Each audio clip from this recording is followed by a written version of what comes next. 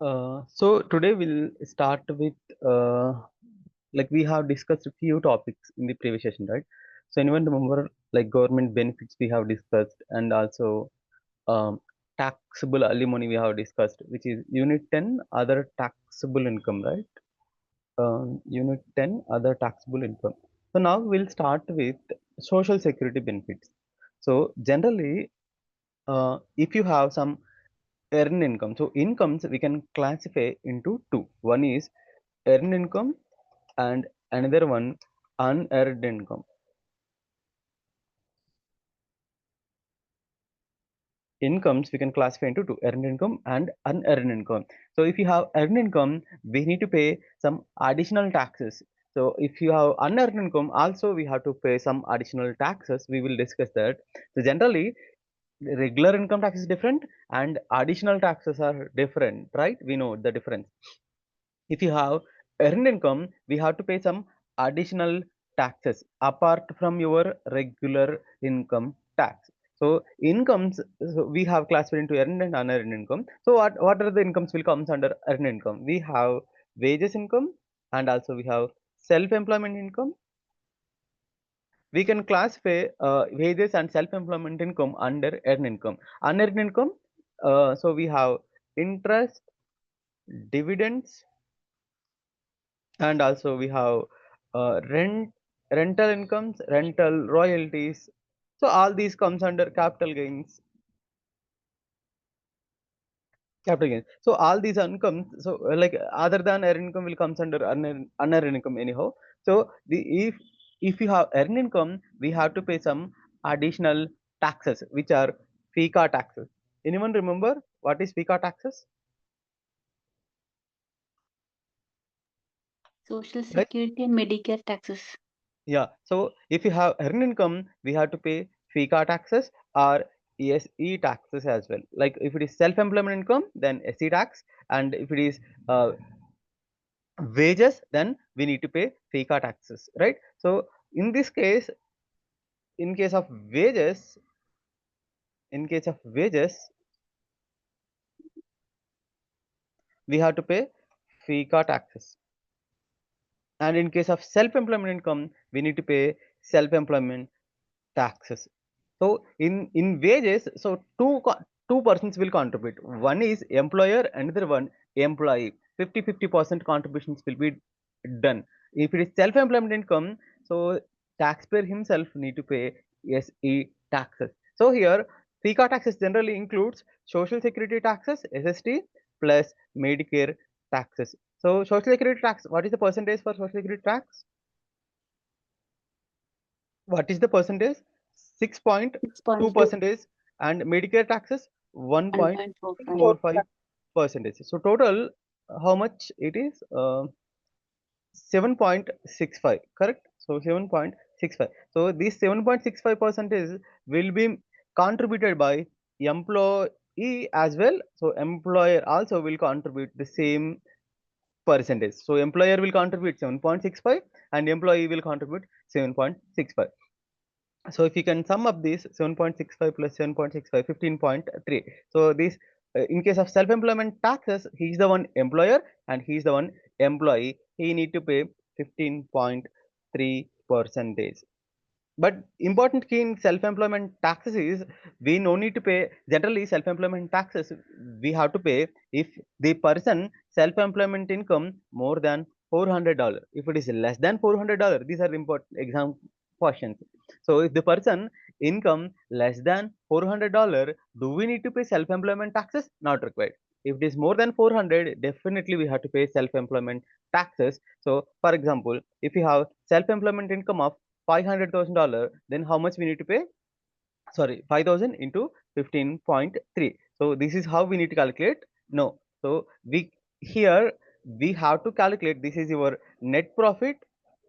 Net profit here into, we need to do 92.35, because you can see here this is employee contribution and this is employer contribution. So if in case of self-employment calculation part, we have to eliminate from your net profit, we have to eliminate employee portion or employer portion.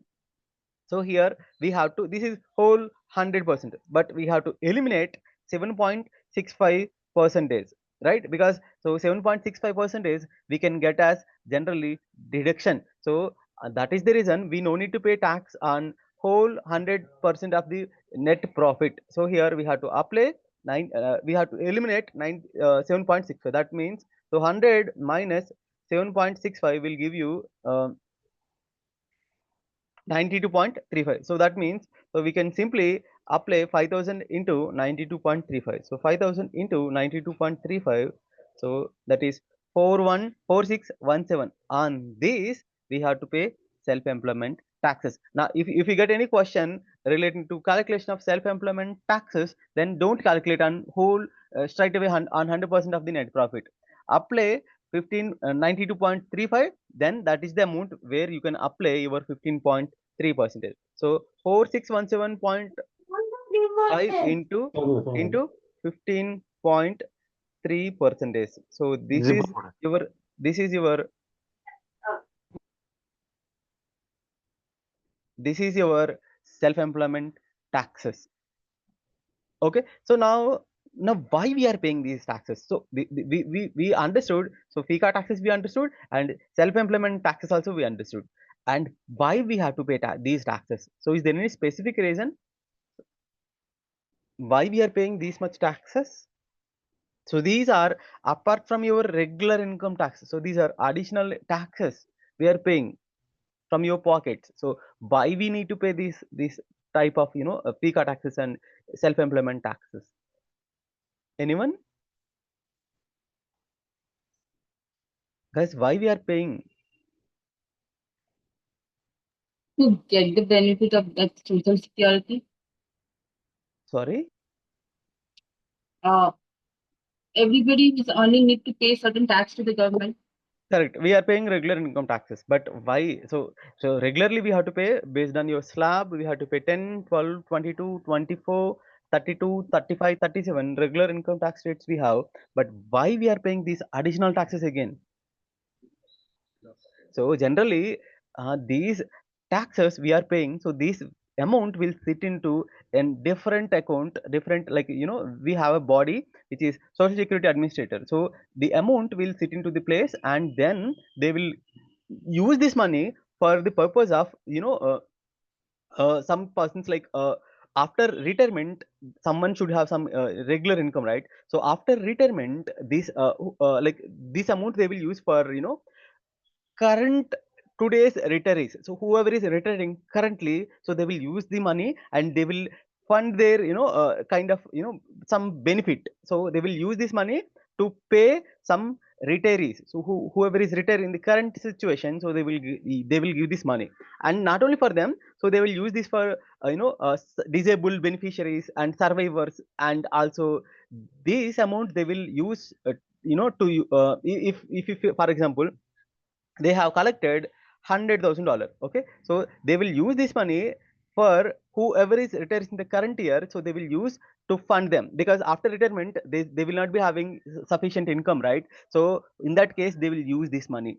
And if for example 90,000 only they have spent, so balance we have 10,000 excess, right? So this 10,000 they will keep in the treasury bonds. So in that way they will keep this money. So whoever is retiring, so they will use this money to fund their to replace the wages. So because they after retirement they will not be having wages, right? So that is the reason. So they will collect, whoever is working now, so they will collect the money from you, and they will use this to fund the retirees. And when you get retires, so then you will be also paid. So from how they will pay? So they will pay whoever is working now. So based on that they will collect the money from them and they will give it to you. So this is simple understanding. So of this social security part. And also we have 1.45 Medicare taxes, right? So this amount they will use for medical emergencies and medical needs. So because in USA, so there are free hospitals are there. So they will use this money for medical purpose. Okay, so we have to fund, we have to give some benefit, because you are earning now. So someone might be retired, so they won't be having some money. So this money they will use for retirees. And disabled beneficiaries and survivors. So this is the logic, this is the reason why we are paying these taxes. So now uh, we understood this. So now when you are taking this money, so do we need to pay tax on this? So for that we have to understand few more topics are there. So this income we call it as social security benefit. Social securities benefit. So when we will get the social security benefit? So after your retirement, you will get the social security benefit. So you are paying now. So you are earning money and you are paying now social security taxes. And when you retire, so this some portion, like so you will get some money from the social security benefits. So for that there will be no credits will be there. So credit in the sense, so the calculation will be different. At least you should have 40 credits, then you will be eligible to get this social security benefit. And also credit, for example, you are earning income, so if maximum, so minimum income is there. So minimum I think 1350. So if you have 1350 earned income, then you will get one credit. And if you have double, then two credits, three credits, four credits. So maximum in a year you will get four credits. So in a year, more than income, if you have so much income, will you get so many credits? No. So maximum in a year you will get four credits. So overall you should have 40 credits to get to eligible for social security benefits. So this is not required for exam purpose, so this is for your information purpose. Okay. And now this social security benefits, when we are receiving this money, so then it will be taxable or not, we have to understand. So we have to calculate, some calculations are there, we will see one by one calculation. So now tell me, social security benefits are taxable or not? So for that, so generally social security benefits are non-taxable if your income less than the limits. So if your income more than the limit, then partial taxable. So no, so it's the important thing, social security benefits will not be taxable 100%. So maximum social security social security benefits will be taxable at 85% maximum. So for example, if the taxpayer income, taxpayer received social security benefits of $30,000, do we need to pay tax on whole 100%? No. Maximum social security benefits will be taxable at 85% only. So 30,000 into 85 percentage. So this is 25,500. Okay. Maximum 85%, minimum zero. Zero also there based on the income. Okay. So social security benefits taxability based on, so it starts with zero. And if your income more, then again some 50% is there. And if your income more than the limit, then 85% also there. So it will not be taxable at 100% for sure. So you may be having so much income, but ultimately we have to pay 85% only maximum tax. Okay. So this social security income, for when we will get this amount? So when we will get the social security benefit, the person should have some social security credits, so then only he will get. So to whom they will give the social security credits? So if you having earned income, then you will get yearly maximum 4 credits, you should have 40 credits. So to get this social security income, you should have some social security credit, first condition. And second condition, your age minimum should be 62, because retirement for social security purpose, it is 62 years. So your age, taxpayer age should be 62 or old, then only he will get this social security benefits. So whenever they're paying you the money towards social security, they will issue one form. So the form is SSA 1099. So why they will issue the form? Because the form, if they are issuing the form, that means they are reporting to IRS, and also they are keeping the one copy, and also they are giving you copy for taxpayer as well. Like you cannot escape from, if you are not reporting, definitely IRS will come to know, and they will recalculate again, and a lot of things are there. So when you are receiving a document, that means it impliedly they have informed to the IRS as well. Okay. And definitely we have to file the taxes. So now when we will get, so we know, so we will get, if you have social security credits, then you will get. And also taxpayer age, age should be at least 62, then he will be eligible for, social security benefits. The taxability part, when it is coming to taxability, it depends on taxpayer other income as well. So calculation we will see one example. So to calculate these social security benefits, whether taxable or not, we have to understand, we have to calculate one income called provisional income. What is provisional income? Provisional income formula, you must by heart this formula. So one half of the social security benefits. So whatever the benefits you are getting from towards the social security, you have to divide it by 2, or you have to apply 50%. So provisional income calculation equal to half of the social security benefits plus any other taxable income, other taxable income,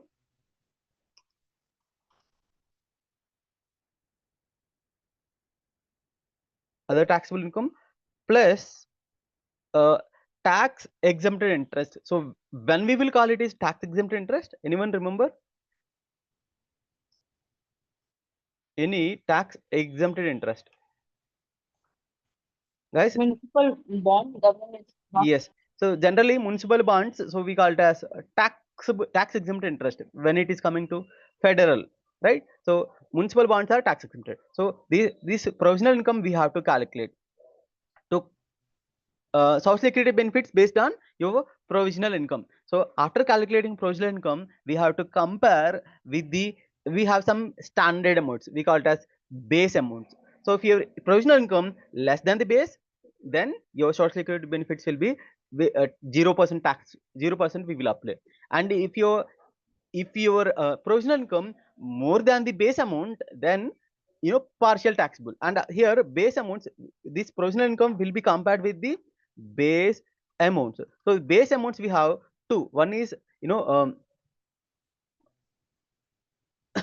lower limit and upper limit. Lower limit and upper limit. Lower limit and upper limit. So for calculation of social security benefits, first thing we have to calculate your provisional income, and then we in the exam you will be given with one rough sheet, so you can just put all this information. Okay, so now after calculating provisional income, then we have to compare with the base amount. If your provisional income less than the lower limit, then 0%. If your provisional income in between lower and upper, then partially will be taxable, and 50% of the amount will be taxable. We will see the calculation. And if it is more than 80, more than the upper limit, then 85% of the income will be taxable. This is clear, right? So rules, first thing, first point we understood, if provisional income we call it as PI, so just make a note this. So provisional income is less than the base amount, then how much will be taxable, guys? Provisional income less than the base, then how much percentage will be taxable? 0. 0%. And second one, provisional income in between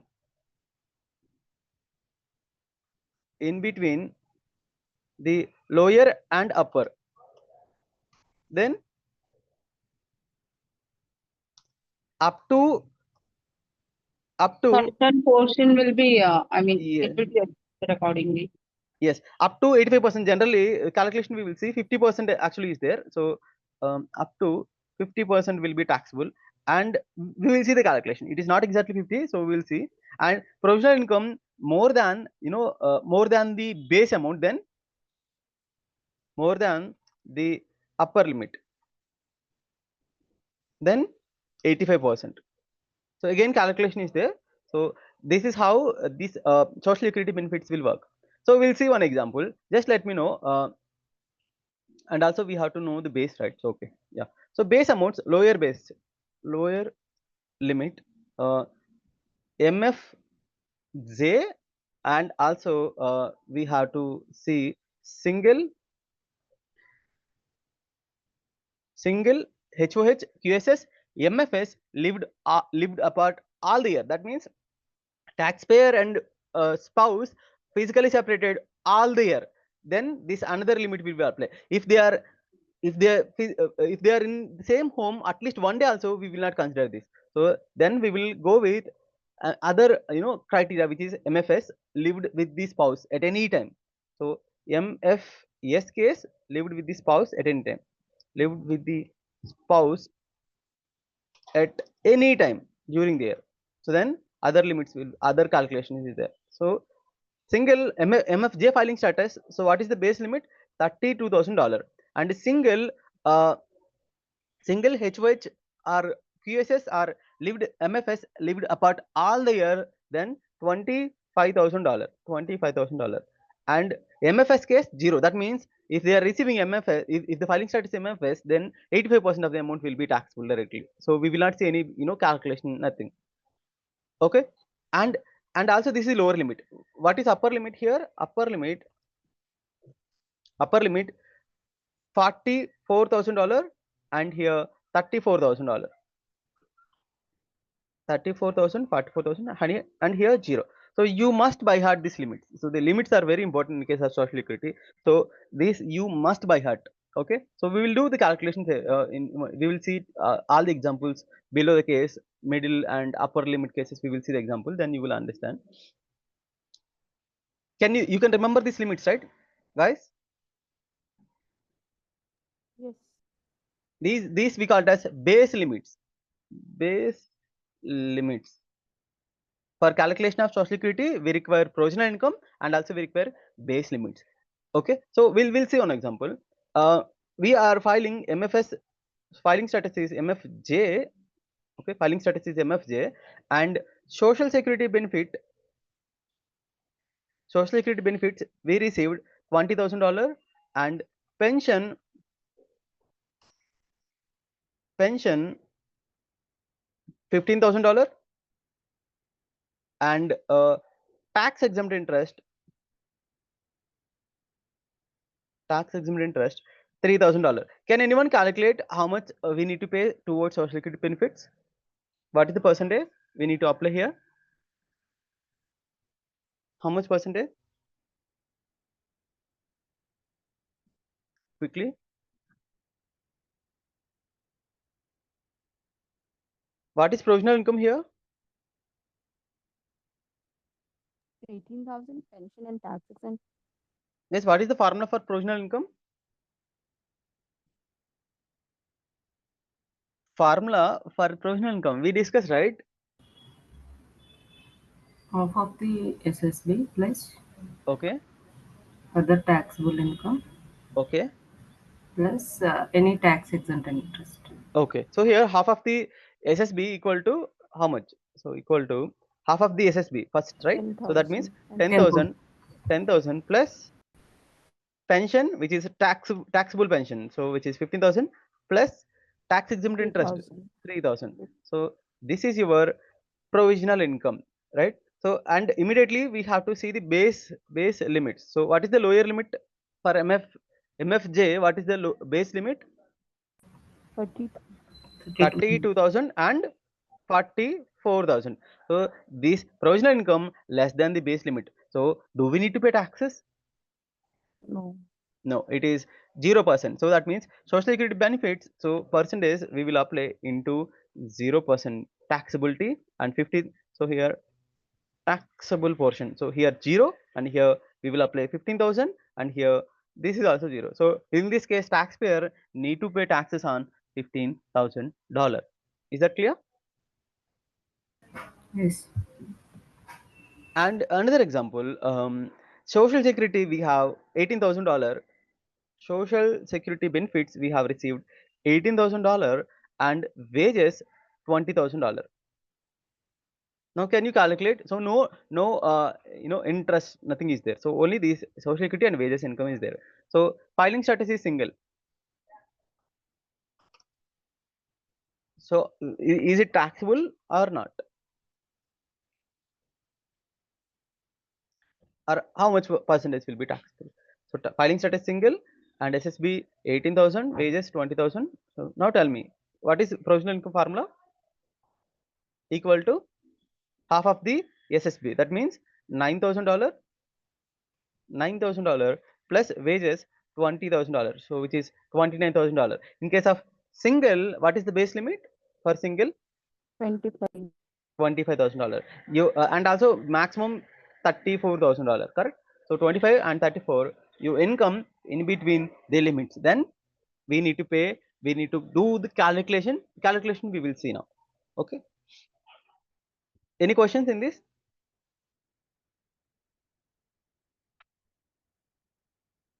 Let's say yes, no. Any question?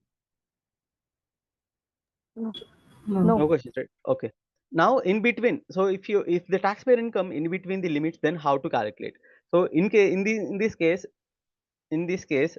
um, first calculation, provisional income in between the limits. So in that case, so first one we have to see the lesser of 50% of the SSB, 50% of the SSB or 50% of the provisional income minus base amount. 50% of the provisional income minus lower base. So you can remember this formula, right? So if your provisional income in between the limits, then lesser of 50% of the social security benefits or 50% of the provisional income minus lower base. Clear? You can calculate now. So in this case, can you calculate? So for taxpayer filing status is single, we have social security benefits $18,000 and wages $20,000 and provisional income $29,000. Now, can you calculate by using this formula?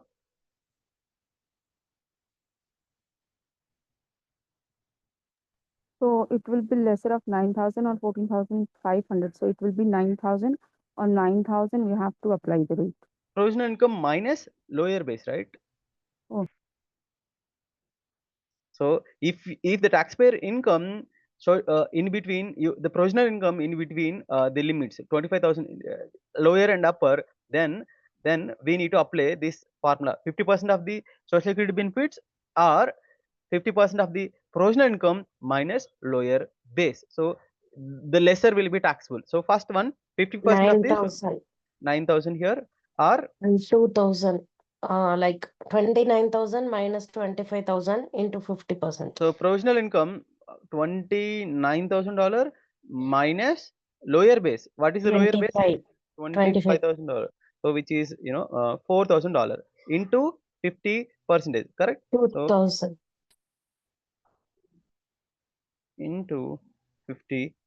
So which is $2,000. So 9,000 or 2,000, whichever is less. So in this case, how much will be taxable? 2,000 will be taxable. Clear, guys, this point? Say yes, no? Yes. Okay. So what if in between we have seen in between now. So what if the provisional income is provisional income above the upper limit, then provisional income above the upper limit, then formula will be uh, lesser of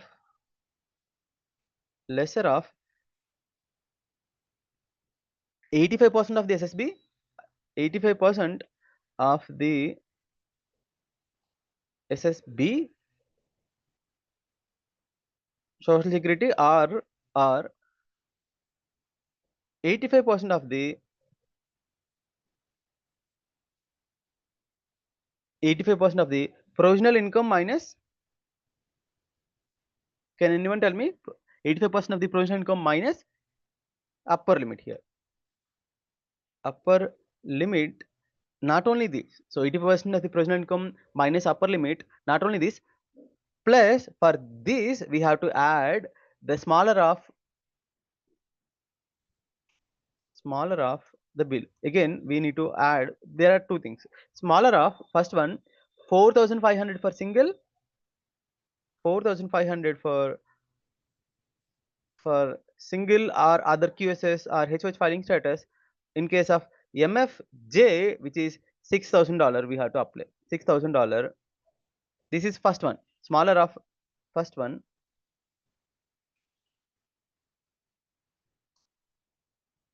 This is straight away. So 4,000 for single and 6,000 for MFJ are 50% of the SSB or 50% of the social security.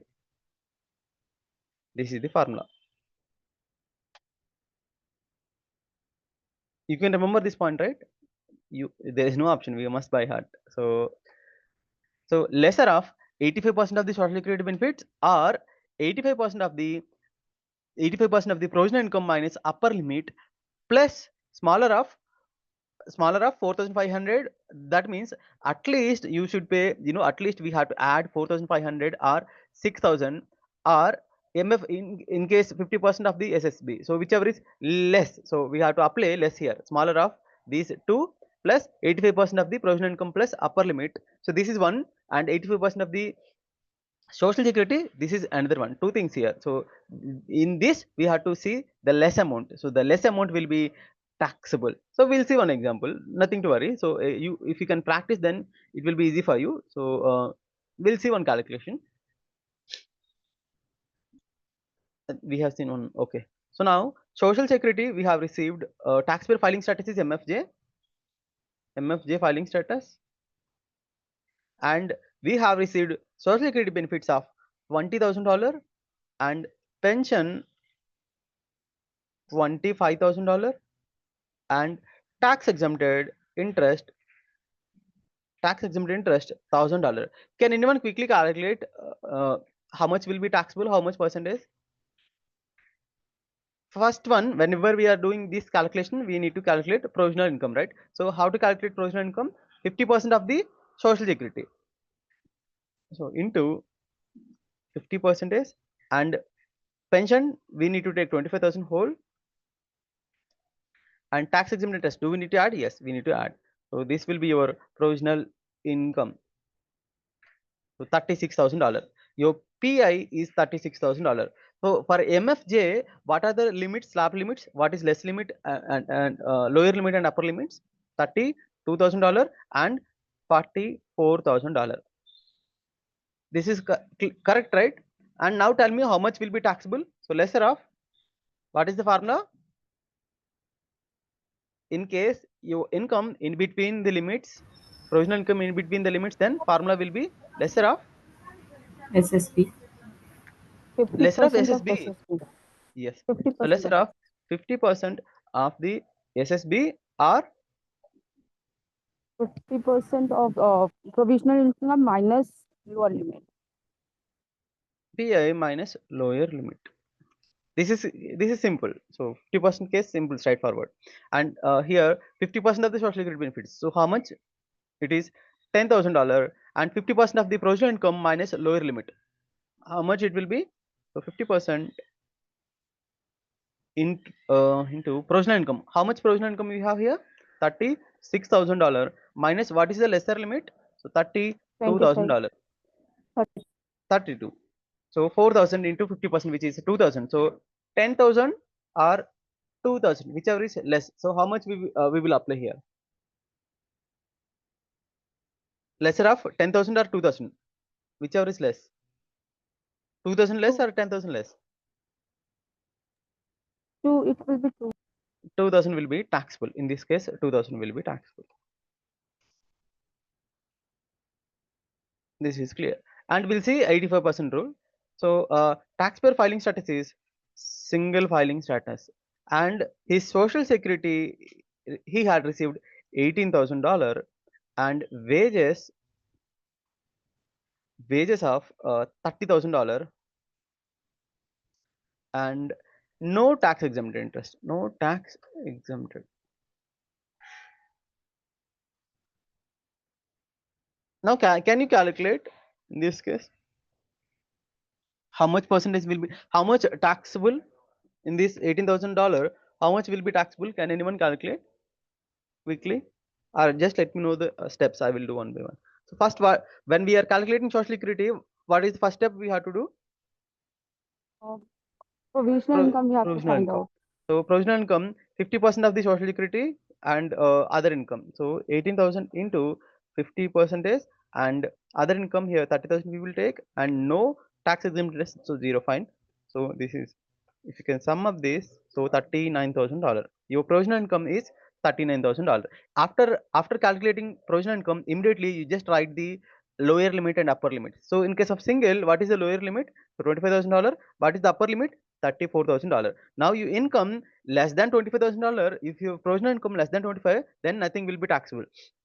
In between, then 50% rule, and if you provisional income more than this upper limit, then 85% rule we will apply, correct? So in this case, we need to apply 85% or 50% or 0%. 85%. 85% rule we will apply. So do you remember the 85% formula? So 85% formula, so anyone remember the formula? 85% of the First step is 85% of SSP. lesser of 85% of the SSB. So that means, so 85%, 18,000 into 85 percentage, which is 15,300, or 85%. Next one, 85% of the upper provisional income. This is formula, right?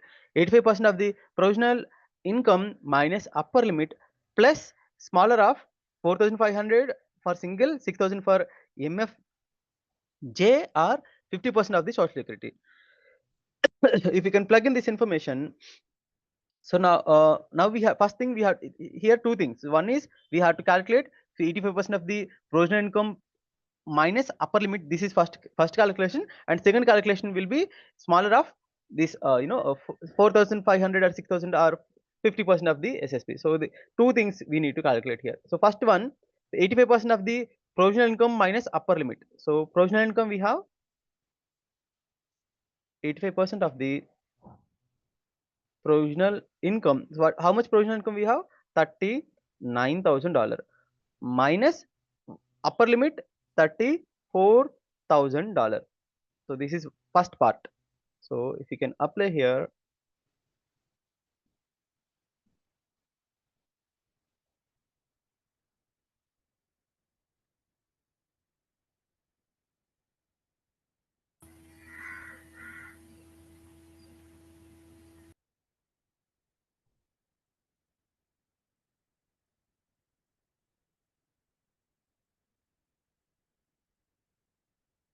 so 5,000 into 85% is into 85 percentage, 4250, 4,250. 4250 plus 4,500.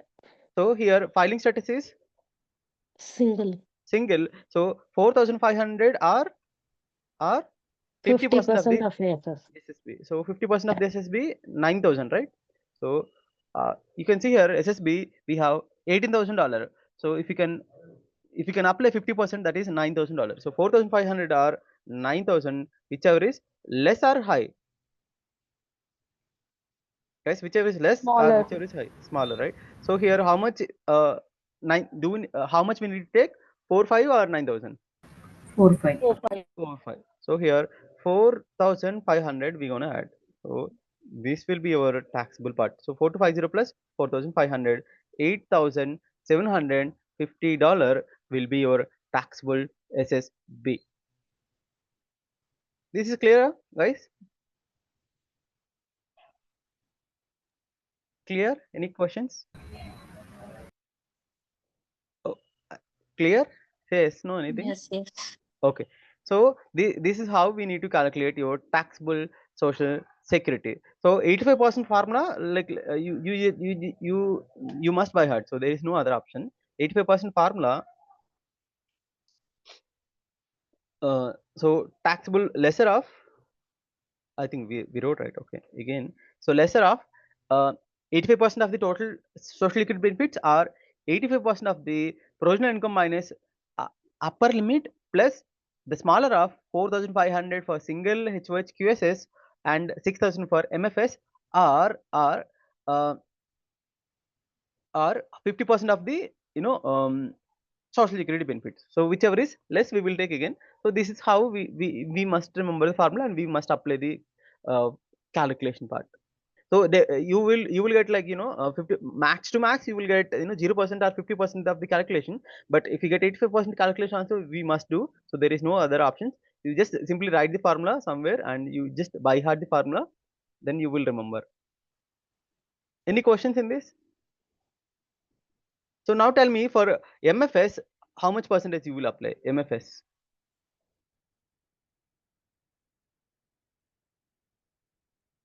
Guys, MFS case, how much percentage you gonna apply?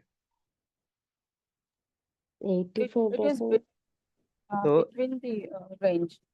So it will be but 50%. you must ask one more question immediately. When MFS doesn't mean we will apply 85% directly. So MFS, we have to understand whether they lived apart all the year or they lived at least one day in the year. So that is important key, right? So we have seen MFS case. MFS, we must understand. Yeah, here is the one. So single, HOH, QSS, MFS lived apart all the year. That means they are not at all living in all the year. So another case, MFS lived with the spouse at any time. So even one day also fine. Then zero limits we will apply. So if they are not residing in the same home, so all the year, then $25,000 we will apply. And if they are at least living in one day also fine. So then in that case zero. That means so it will be taxable straight away. So 85% we will apply. Maximum percentage, how much percentage we have to pay towards social security? Maximum, how much 85. percentage? How much percentage will be taxable? 85% will be taxable. So this is again you may get kind of questions. So in case of social security benefits, the maximum taxability on 85% of the amount, social security amount. Okay.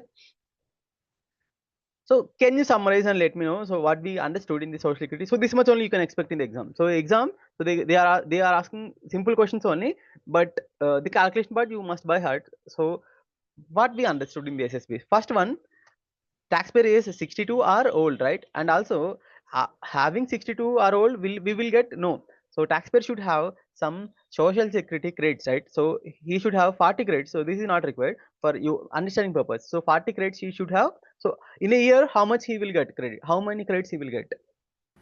40. Or In a year, four, maximum four. That means he need to work for 10 years. So the 10 years should not be consecutive. So it can be any period. So there is no specific criteria. So at least he should work for 10 years, then he might be paying some taxes, so some social security taxes. So from that money, you will be eligible to get this social security after your 62 or more. And again, the amount they will do the calculation. So calculation part is not there in the exam. And the social security how who will distribute and how much they will distribute, so you don't need to remember. Okay. So this is one important area. So nowadays they are testing on this, every paper you might be having one question on this social security, easy. And just that we have to remember the formula, that's it. If you can remember the formula, we can simply plug in the numbers, that's it. And next one, we have seen gambling income, right? Gambling income we have seen, right? Gambling income. So what is the key in the gambling income? How we will treat the gambling income? What is the source document? 1099G. 1099G W2G. for W2G. W2G, exactly. W2Z. So 1099G for government payments, which are unemployment income and anyone remember when we will receive 1099G? Unemployment income and State refunds. state income tax refunds. Yes. So federal income, will we get any source document? No, federal government will not give any source document. Generally they will give amount directly. So because they are the one federal government only issuing the money, right? So they will not give any source document. State, yes, definitely they have to inform to the IRS, and by using 1099G form, so you will get in the output section, so that you have to use at the time of filing your tax returns. And gambling income, you will get one source document, W2Z. Some cases you will not get W2Z, but In that case, can we escape from showing income? No, you must show income irrespective of the source document. Some cases you will not get source document, some cases you will get source document. It doesn't matter. Irrespective of the source document, you must report your all the income. Okay. And again, for the gambling income, no matter how small it is, even $1 also, it will be taxable. And here income, you are also happy, IRS also happy, but losses, you you you will be in the sad situation, but IRS will not be, because losses are not allowed. Gambling losses are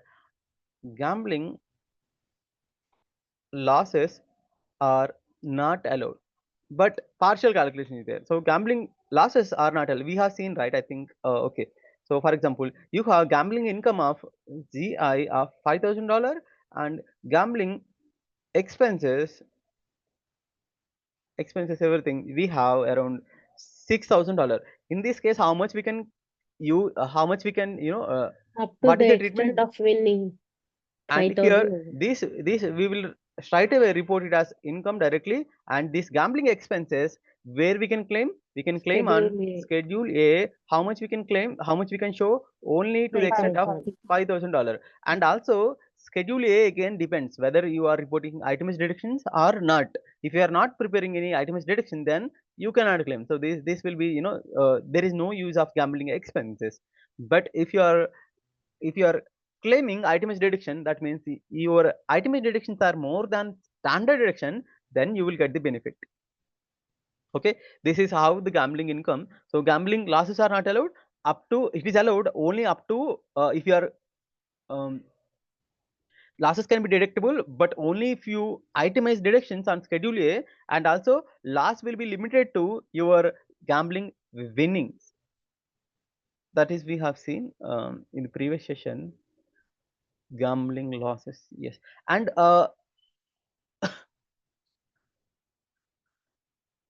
records, okay. And generally for these gamblings, to claim these expenses, you should have some records. So at the time of audit, if you are not showing these records, then you cannot claim this again.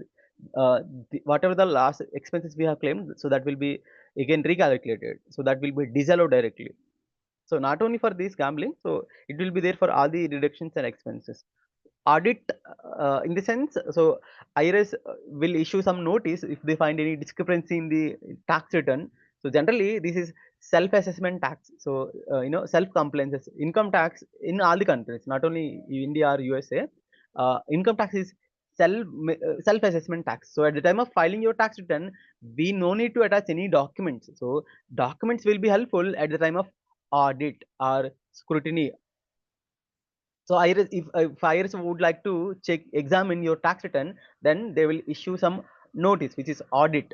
So at the time of audit, you should have all the tax records. So based on that, again they will reassess everything, and based on that, they will, if they don't find any discrepancy, then so they will simply, we no need to pay any taxes. If they find any discrepancy in your expenses, then recalculation will be done, and we have to pay taxes again. And next important area, cancellation of debt income. So generally, cancellation of debt.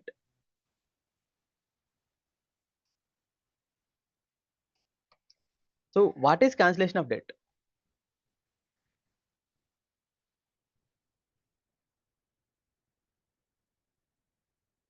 Guys, what is cancellation generally?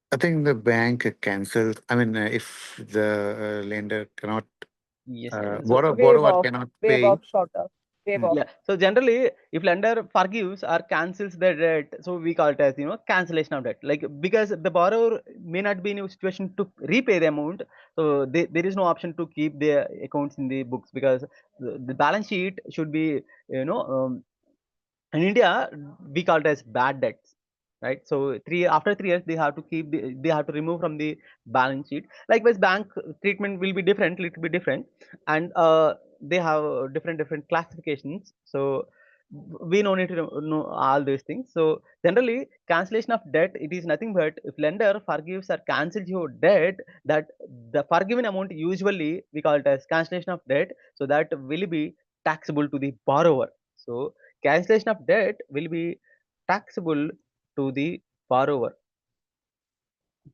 So lender will be there, two parties are there, lender and borrower.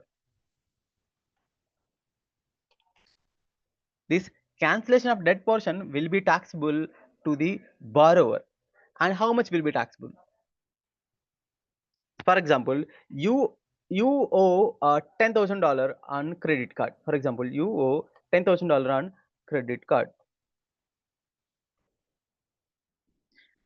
and and you are not paying this $10,000. Not you. So taxpayer is not paying $10,000 on the credit card, and you a taxpayer in a situation to pay only $6,000. So taxpayer had paid only $6,000 for the whole loan amount or credit amount.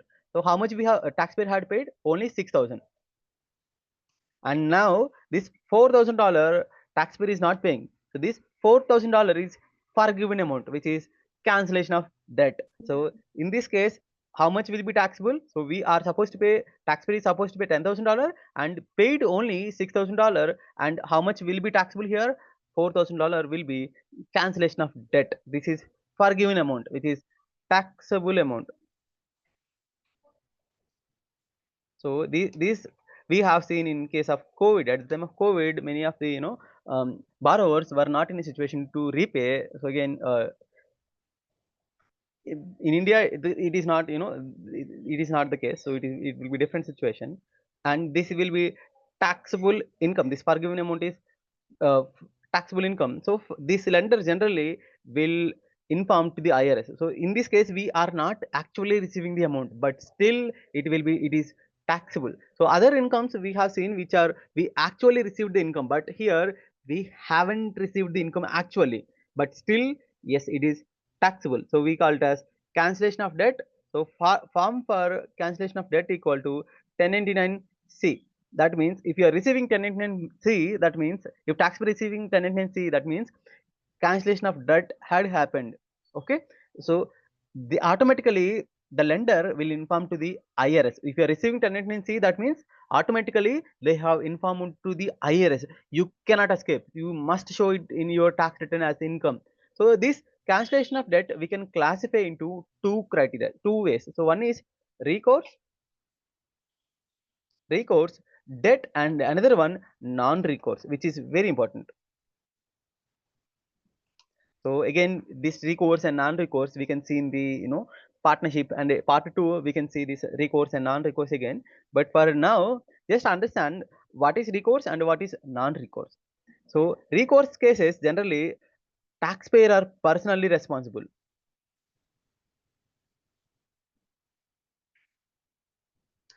So recourse cases, taxpayer, for example, taxpayer is supposed to pay $10,000 and he had attached his some security. This is loan amount and security. The value of the security $8,000. Now taxpayer is not in a situation to pay. Then the secured property, the lender will sell the security property and then reclassification will be done. So in this case, loan amount $10,000 and the security property value $8,000, and now they have collected only $8,000. Now $2,000 taxpayer haven't paid. Then we call it as cancellation of this portion will be cancellation of debt. So this will be this is the case in case of recourse. You know. Taxpayer in this case taxpayer is personally responsible, so taxpayer need to pay $2,000, but he is not paying. So bankers, lenders will forgive this amount. So this amount we call it as cancellation of debt. So recourse cases, personally responsible. Non-recourse cases, taxpayer is not in his liability only restricted to his security property. He is not personally responsible. Not, we will see the difference. So for now, just understand, not personally responsible. So what is recourse, guys? Personally responsible. So the borrower is personally liable for the outstanding amount. If property foreclosed, then and if there is any difference, then we call it as taxable COD, taxable cancellation of debt. But in other case, so non-recourse cases, we are not personally responsible. In this case, no COD, no cancellation of debt will be there because they are not personally responsible, right? So that is the reason in case of non-recourse liability cases, do we need to say is there any COD, cancellation of debt? No. So non-recourse liability cases, there is no cancellation of debt. The cancellation of debt will be there only in case of recourse liability. Is that clear, guys? Recourse debt cases only we can see the cancellation of debt. So same example. So here this is first one. If you can plug in this information in case of recourse and non-recourse. So in case of recourse, taxpayer is supposed to pay $10,000 and security property value 8,000. So they bankers, if you are not paying this $10,000, bankers will foreclose this. So they will sell this asset, and after selling the asset, taxpayer bankers received $8,000 and balance 2,000 still is there. So taxpayer need to pay, but he is not in a situation to pay, right? So that is the reason they have foreclosed this. Now this $2,000, in which case we will consider it as cancellation of debt, recourse or non-recourse. Recourse. So in this case, yes, so it is cancellation of debt. So in case of non-recourse, can we consider it as cancellation of debt? No. No. Here, in case of non-recourse, there is no cancellation of debt. That means, so the loan amount is 10,000, security is 8,000. So whatever the security value is there, so that will be nullified with this loan. So there is no cancellation of debt in case of non-recourse liability. Clear, guys, this point? Yes. So lender can take only the property back. So that's it. So he no he will not go after the borrower. So in case of recourse, definitely borrower need to pay from personal. He is personally responsible, and no COD income in case of property taken back. In case of non-recourse, no COD income. But sale of property is there. We will see that. It is limited to liability like that, right? Yes, we will see that. And where we will, this is non-business. So business, it is different. It is in case of non-business, like personal loans or car loans or any credit cards, then this cancellation of debt. And in case of it is business related debt, then we will report on different schedules. Like we have to see whether it is schedule C or schedule E. So based on that, we will reclassify. So this cancellation of debt in case of non-business debt only we have seen. And where we will report? We will report it on other income. And other income also specifically, we will see that schedule. Anyone remember the schedule where we will show this cancellation of debt?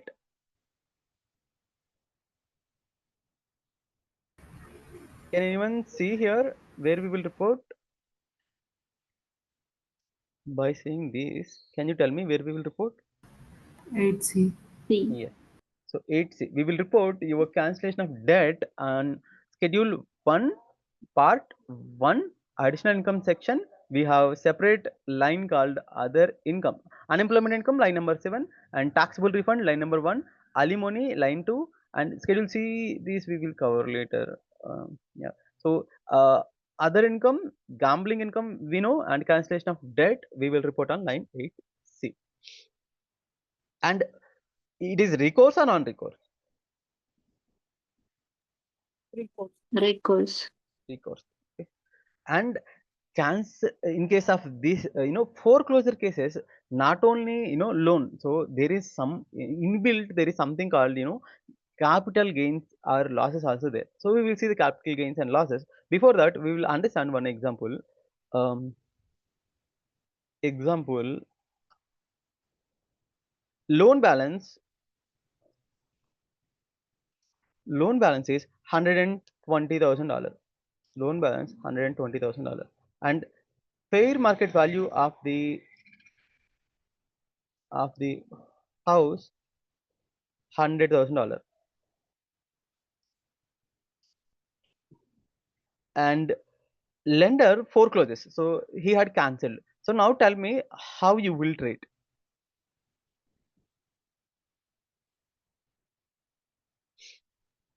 Foreclosure, that means non Sorry,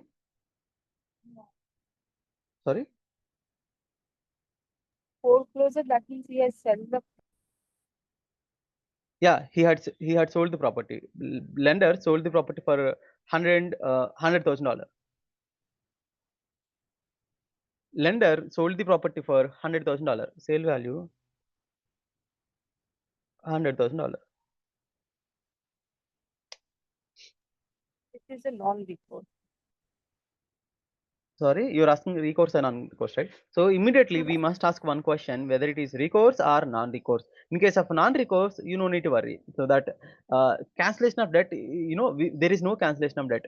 So cancellation of debt will be there only in case of non-recourse. So in this example, it is recourse. So loan balance is $120,000 and we sold for $100,000. So how much difference?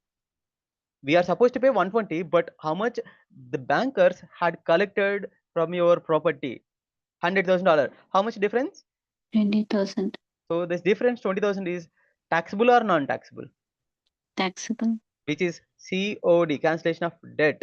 So COD taxable will be $20,000. Okay, I think this is clear. But there is one more important point here.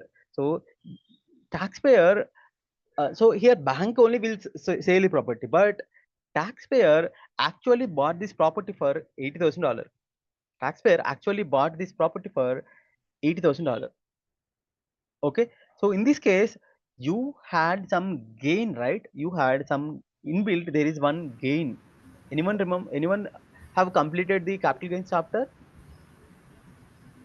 Anyone have watched the capital gain chapter? No, yes. If no, then you must watch the capital gain chapter. Then you can understand this point. But anyhow, so taxpayer bought this property for $80,000. So do we have any gain here actually? Yeah, 20,000. 20,000 gain. So that will be your capital gains. So this we call it as here basis.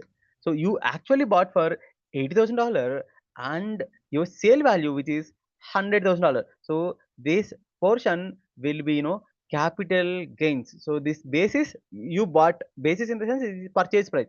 You purchased it $80,000 and you say you sold the property, not you. It is foreclosure sale. So bankers sold the property for $100,000. So here, how much you have gained? Capital gain, 20,000. capital gains $20,000. If you have gain, then fine. If you have loss, then it is personal losses. Personal capital losses are not allowed. Again, personal property capital losses are not allowed. Again, we will see that we have one-to-one exclusion. Everything is there. So personal property losses are not allowed. For now, you understood this logic, right? So uh, sale value and your basis, if you have a difference, then capital gain also will come into picture. This is in case of recourse. Any questions in this? If we get gain, it will be taxable again. Yes. So here 20,000 we have gained, right? So this 20,000 will be taxable. Okay. Okay. Again, like we have one-to-one exclusion, everything. So we will see that later. But for now, this is the logic we have to understand. Okay, and loan balance. So next example, we have recourse only. Recourse loan balance $120,000. Loan balance $120,000 and property foreclosed and sold by lender.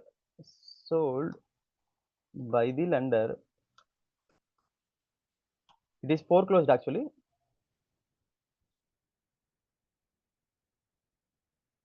Foreclosed and sold for $130,000. Now, can you tell me in situation how you will deal?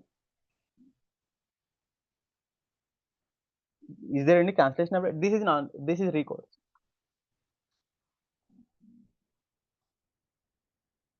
Recourse loan value 120 and sold the property for $130,000 by the lender. So now tell me how you will deal in this case.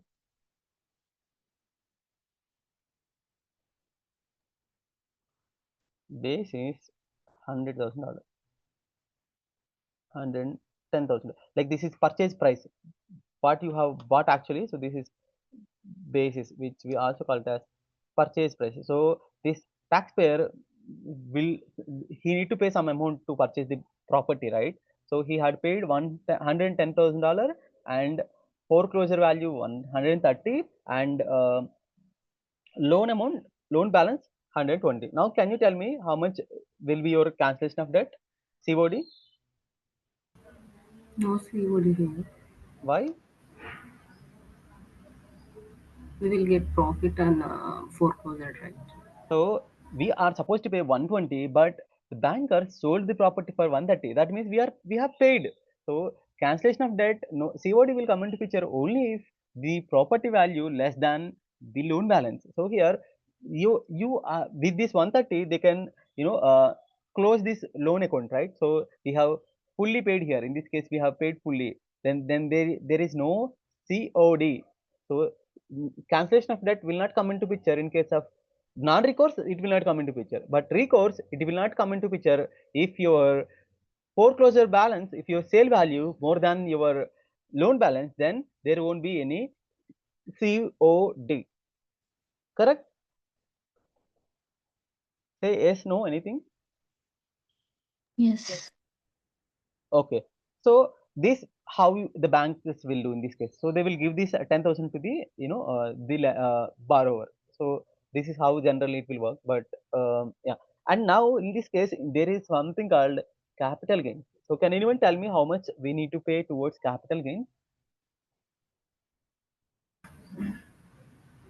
20,000. Yes.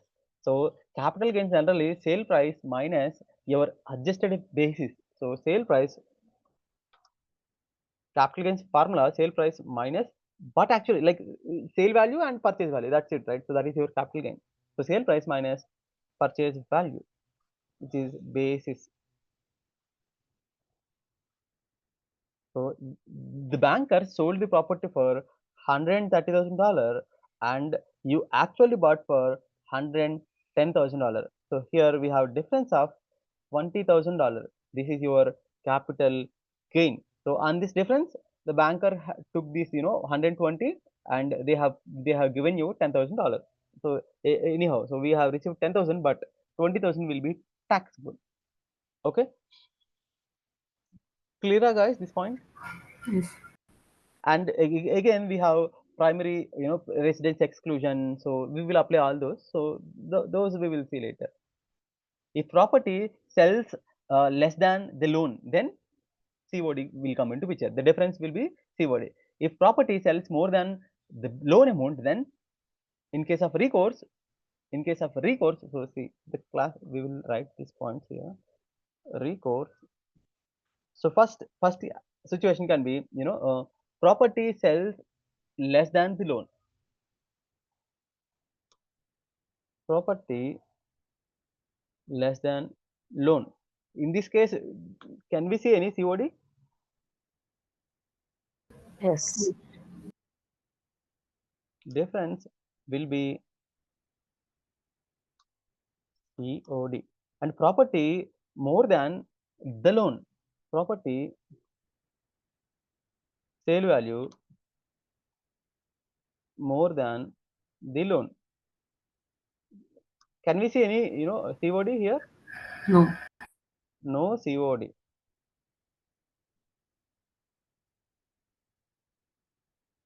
No COD. And non-recourse cases,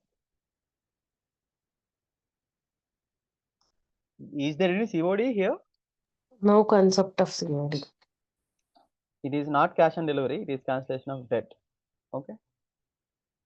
And yeah, these are the things which we have to keep in your mind when we are doing cancellation of debt. Okay, we have seen examples done. Okay, and other important areas we will see. Uh, so what about the recourse cases? You know, we have cancellation of debt and capital gains we have. But what about non-recourse debt cases? How this will, this concept will work? We will see that. Non-recourse cases generally, for example, you are supposed to pay 100 and loan balance $150,000 and fair market value of the property which is $130,000 and basis which is nothing but your purchase value which is $100,000 and you have uh, you know uh, in this case how you will treat. Yes, in this case how you will treat. Is there any cancellation of debt? No. No. Yes. No. No. So in this case, fair market value 130. So generally, this is the sale price. Okay, sale price. Generally, sale price banks will sell at this 130. So you are supposed to pay 150, and the banks have collected only $130,000 from from the property. In this case, how much you cash in COD in case of recourse it is 20,000 COD. But this is the case where it is non-recourse. So the bankers can take only the property. They cannot touch you personally, right? So in the here there is no cancellation of debt. Okay, so we no need to pay anything. But taxpayer here 20,000 is benefit, right? So in case of recourse, taxpayer need to pay tax on this. But in this is the case non-recourse, right? He is not paying any taxes. So how to pay taxes then? Just imagine. So here taxpayer, how much he literally get the benefit? Just think in general. 20,000 for non-recourse and 30,000 for capital gain. Generally, he bought the value of the property $100,000. He's supposed to pay 150. So the loan amount 150, and we paid actually to purchase the property 100. So 50,000 benefit we actually got from this situation. Correct? So this entire 50,000 will be again we will be classifying under capital gains. So in case of capital gains, generally we require sale price, right? So generally for recourse cases, capital gains formula, sale price minus adjusted basis. And again, COD again is there. In case of non-recourse, capital gain formula, loan balance minus adjusted basis. You know why we are doing? Because so there will be some inbuilt there is some benefit is extra benefit other than the sale price, right? So that COD actually we should have classified as COD, but we are not able to classify it as COD, which is cancellation of debt. Then how we have to show it as income? So that is the reason in case of non-recourse, the loan balance minus the adjusted basis, that will be our capital gains. Is that clear, guys? So in this case, the entire 50,000. So can anyone tell me how much capital gain here? 30,000. Sorry. Formula for non-recourse. Capital gains formula for non-recourse. 50,000. 50,000. Yes. So 50,000 will be generally taxable. Forget about this, exclusions, everything. Okay. Non-recourse cases. What is the sale price formula? Sorry. What is the sale price? How much we will take? Non-recourse cases. What is your sale price? Your loan balance, not the fair market value. Non-recourse cases, you must remember the sale price equal to your entire loan balance, not your fair market value or realized value. Is that clear? Yes. Yes. Because so Another benefit, we should have classified as cancellation of debt, but non-recourse cases there is no cancellation of debt. Then how we can, so we can classify under capital gains. So we understood the key differences between recourse and non-recourse, right? So in case of recourse, we can split into two pieces. One is cancellation of debt, and another one capital gains and losses. And non-recourse cases, there is no cancellation of debt, only sale price equal to full debt balance. We have seen only one calculation in case of non-recourse. I think it is too much, but yeah, so we must understand this logic. So now tell me, we'll see one example. Yeah, the same example. Okay, 50,000. This is clear. Is there any cancellation of debt in this case? This is a non-recourse case. So any cancellation of debt here? No. No, right? Okay. Only capital gains. Okay. This is also clear. Okay. And generally cancellation of debt taxable, but few cases it is not taxable. So cancellation of debt generally taxable or not? Cancellation of debt generally taxable, but some other cases it is non-taxable. So general rule we will remember the easy thing, but exceptional rule we must remember. It is non-taxable in few cases. The first case, when it is bankruptcy.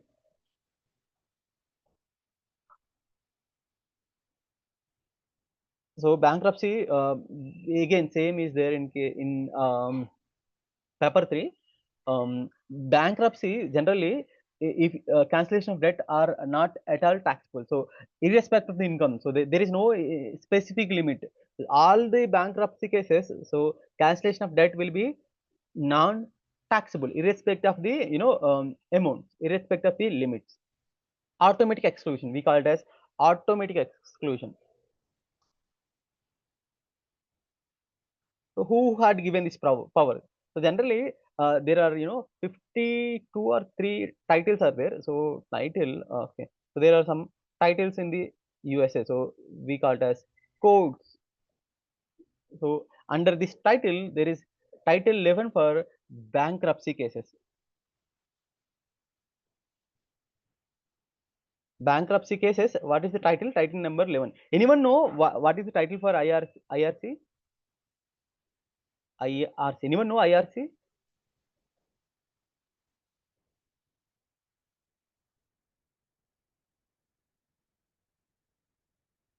So what is these titles and everything?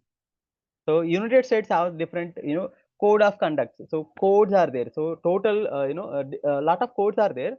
Out of this, Title 11 for federal bankruptcy laws, and we have internal IRS. We have IRS. These all the tax laws, right? For tax laws, we have Title 26. Title 26 for this is important question in this paper 3. Title 26 for IRC codes, internal revenue codes. All the tax laws will be there in the title 26. Bankruptcy related tax laws will be there in the title 11. And it is coming to crimes, then title 18 is there. We have title 18 for federal crimes. We have CRPC, right? Anyone knows CRPC? No one knows. Okay. And also the title 26, and we have one more important title for F bar. F bar we have title 31. So this very frequently, they are testing on this title 31 for bankruptcy act. Actually it is for F bar and 18 and 38, which is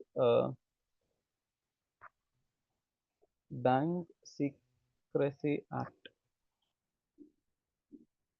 If you are preparing for paper 3, you must be knowing this. So title 26 and title 31. So definitely you will get a question on this. So where is where we will show I mean IRC will be under title, which title? Title 26 or 31 or 11 or 18. So they will give a couple of options.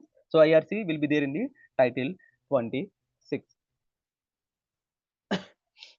So and each title having their own chapters, like different chapters. This is the actually this title is nothing but it is a kind of law. So and this under this law again chapters are there, so lot of chapters are there. So for bankruptcy, what is the title, guys? What is the title for bankruptcy? 11. 11. 11. So this is for whole law actually. Under this again different chapters are there. So on this chapter 7 is for liquidation bankruptcy. So lot of chapters are there, out of which so chapter 7 for liquidation bankruptcy. So in case of liquidation, how the process will be done? So for this we have one chapter 7 for liquidation bankruptcy. Okay. So what is title 26? Title 26 for IRC. IRC. IRC is nothing but your all the tax laws. Okay. So this is done. Okay. So bankruptcy generally, what is meaning of the bankruptcy?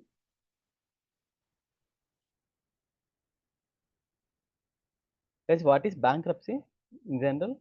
Borrower is become insolvent. Sorry. Borrower becoming insolvent. Okay. How you will determine? If your liabilities are more than your assets. Perfect. But that is insolvency. Bankruptcy is different and insolvency is different. So to consider it as a bankruptcy, it is not in general process. So for this we have to prove in the court, not in general, not in the books. Like you told, your assets are less than your liabilities. That means your liabilities are more than your asset. This is fine, but court also will, in the court we have to prove ourselves, our financial situation, everything, and court will decide whether you are in bankruptcy or not. So this is not, it is not in general. Like we have the separate laws, like we have title 11 which is bankruptcy. So there under this we have different chapters, so we have to prove yourself in the court, so then only you will be declared as bankruptcy. So in case of bankruptcy, so who will decide? So there are two chapters. Chapter 7 for liquidation of bankruptcy and chapter 13 for repayment. Like in case at least taxpayer may pay something, some amount, right, to the lenders. So the repayment part will be there in the chapter 13 and chapter 7 for liquidation bankruptcy. How the process will be done in case of liquidation, how it will be processed. So everything will be there in the chapter 7. Again, chapter 7 and 13 will be there in the title 11, which is fed. It is consolidation of all the chapters. Okay. Now, these bankruptcy cases, who will decide? Courts will decide. So you cannot, prove simply by calculating your assets and liabilities. Can you prove yourself as a bankruptcy? No. So court will decide whether you are in bankruptcy or not. So in that case, your total cancellation of debt amount will be, not taxable. Whether it is, credit card balances or personal loans cancellation, everything we will not treat it as income. It is not at all taxable. For that, you definitely the banks will issue 1099-C. Banks will issue 1099-C. That means we have given the information to the IRS, right? So the lender have given the information to lender will automatically will give the inform to the IRS. So if they are issuing 1099-C, that means they are informing to the IRS. So we are saying it is non taxable. Then it is not taxable. That means we will not show anything in the tax return, right? How IRS will come to know whether you are bankruptcy or not? You are getting right, guys? So lender informed to the IRS that he had received some 1099-C. That means cancellation of that. But if it is bankruptcy, then it is not taxable. Then how IRS will come to know whether you are bankruptcy or not? For that, we have to file one form. So in that way, we have to communicate to the IRS. We must file one form number 982. 982 for bankruptcy. So you can exclude. So you just fill this form and you can take this, benefit, which is not at all taxable. What is the form 982? Form 982 required to exclude this tax cancellation of debt amount. Okay. So bankruptcy discharge equal to automatic extension, automatic exclusion. There is no limits are there. Now this is bankruptcy. When it is coming to insolvency, so two important things: bankruptcy and another one insolvency.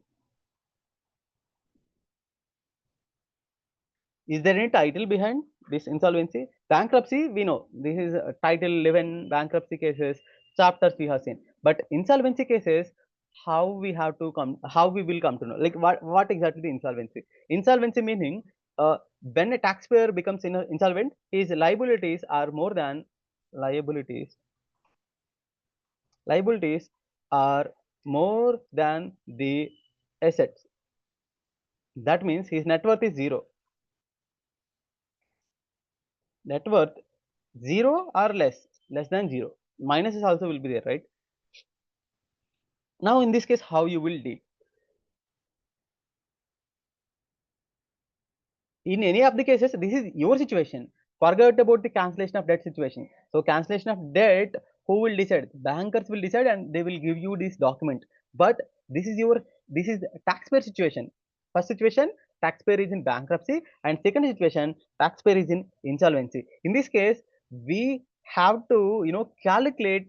We have to prepare kind of balance sheet, the where we have to write your liabilities and your assets, everything we have to write. So in that way, we have to prove that the taxpayer is insolvent. So, for example, taxpayer bought one property in 2000. In 2000, he had bought a property for $100,000, and also only asset taxpayer have $100,000, and his liability is around $150,000. So, can we consider taxpayer is insolvent? This is taxpayer asset and this is taxpayer liabilities. Can we consider taxpayer as insolvent? Guys, say yes, no?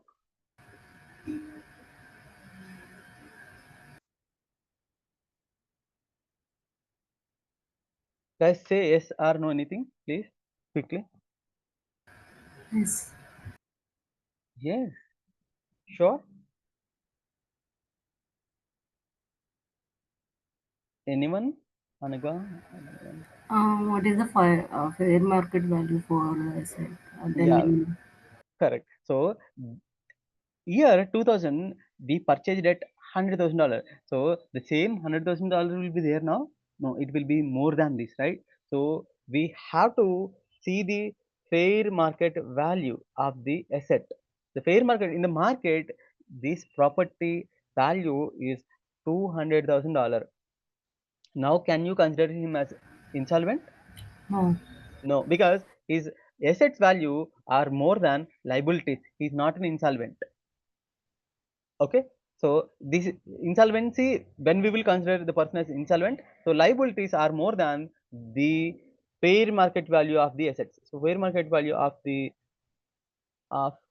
all the assets. So then we will consider the person as insolvent. So insolvent cases, we need to go to court? So bankruptcy, yes, we have to go to the court. But insolvency cases, you no need to go to court. Simply just prepare your liabilities here, like say here in this case, we have to prepare your all the liabilities here, and we have to prepare all your assets. And if you can prove your assets are less than the liabilities, then you will automatically be insolvent. And whatever the cancellation of debt is there, so we'll see the in case of insolvency, how the process will work, we'll see. This is purchased value, this is fair market value. Asset FMV is $100,000 and liability is 150, and cancellation of debt $60,000 is there. Now tell me how much you have actually received the benefit. So in this case, uh, what is the insolvency amount here? So fair market $100,000 assets value and liabilities $150,000. How much insolvency amount? 50. Insolvency is nothing but the difference between your assets and liabilities, which is your insolvency amount. Insolvency amount here, you are not in a situation to pay $50,000. Now you have received the cancellation of debt benefit, which is $60,000. Now think about in general layman language. So this is insolvency amount. You are not in a situation to pay only $50,000, but you had a cancellation of debt of $60,000. Now tell me how much you will pay. If you are in, if taxpayer in this situation, how much he need to pay?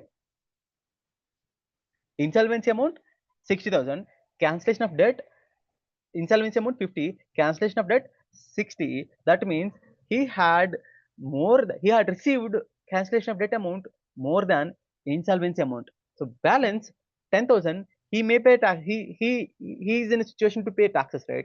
So and the balance, yes, he can pay taxes 10,000. So that means cancellation of debt is not taxable up to the insolvency amount. Is that clear? Cancellation of debt is not taxable up to the insolvency amount. Balance, if any, yes, definitely will be taxable. So cancellation of debt here 60,000 and insolvency amount is $50,000. In this case, how much is not taxable and how much is taxable? Guys, say how much? How much is taxable and how much is not taxable?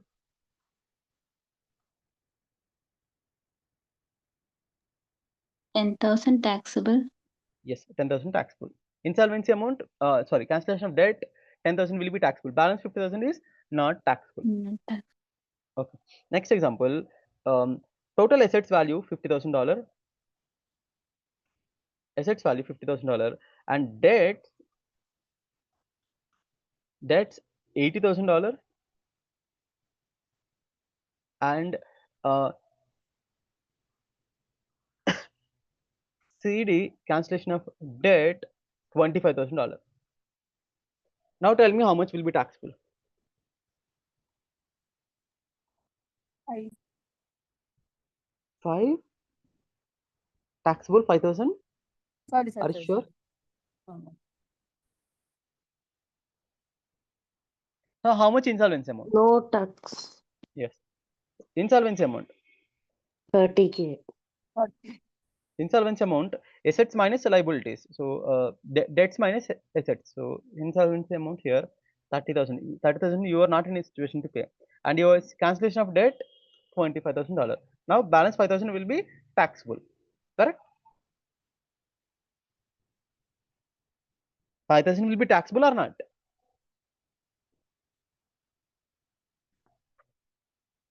Yes, 5,000 taxable. Yes, no. It's more than CD, right? Yes. Cancellation of debt up to the insolvency is not taxable. So here cancellation of debt $25,000, insolvency amount is $30,000. So it is not at all taxable. And another example, cancellation of debt here, the same example, instead of $25,000, cancellation of debt is $40,000. Now tell me how much will be taxable.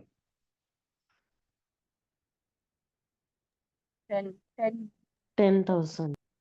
Insolvency amount $30,000. So cancellation of debt minus insolvency amount, that 10,000 will be taxable. That's it. Clear?